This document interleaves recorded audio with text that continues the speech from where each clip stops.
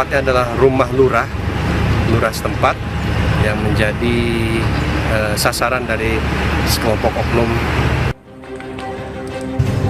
Situasi di Desa Gunung Agung, Lampung Tengah pada Sabtu 17 Mei 2025 lalu mencekam. Sekelompok orang membakar rumah dan kendaraan milik lurah di Desa Gunung Agung. Pembakaran rumah ini dipicu lantaran masa emosi karena ada warga yang tewas dibunuh oleh kerabat lurah. Polisi sudah menangkap satu orang pelaku yang merupakan sepupu dari Lurah Gunung Agung. Motif pelaku membunuh korban diduga karena tidak terima korban memposting di media sosial soal kasus dugaan penyelewengan beras bansos yang diduga dilakukan oknum Lurah Gunung Agung, kerabat dekat pelaku. Pasca dari adanya kejadian perkelahian yang mengakibatkan meninggal dunia yang terjadi pagi tadi, ini tepatnya adalah rumah lurah setempat yang menjadi sasaran dari sekelompok oknum. Untuk tersangka pembunuhan itu sudah satu orang kita amankan, saat ini masih dalam proses pemeriksaan. Alhamdulillah saksi-saksi sudah kita himpun dan barang bukti juga sudah kita kumpulkan. Situasi di Desa Gunung Agung kini telah kondusif. Untuk mengantisipasi hal serupa, polisi mengimbau masyarakat untuk tetap menahan diri dan menyerahkan proses penegakan hukum kepada polisi.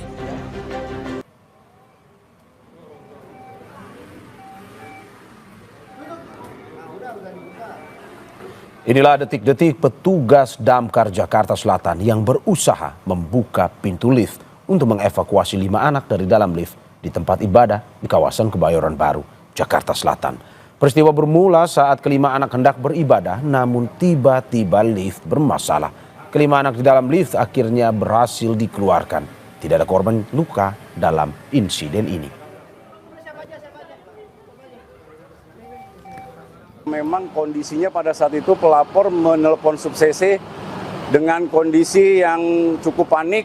Dia menyatakan bahwa korban sudah kesulitan bernapas. Nah, dengan begitu kita langsung segera merapat menuju ke TKP. Ternyata pihak gereja sudah melakukan sebuah upaya membuka pintu lift secara paksa.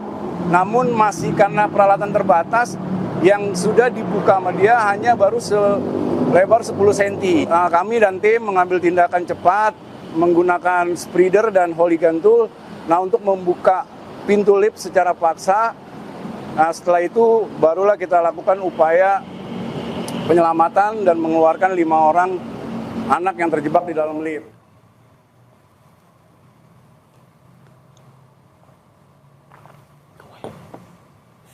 Dalam rekaman CCTV ini terlihat ambulans yang membawa pasien tiba-tiba keluar jalur dan jatuh ke belakang rumah warga.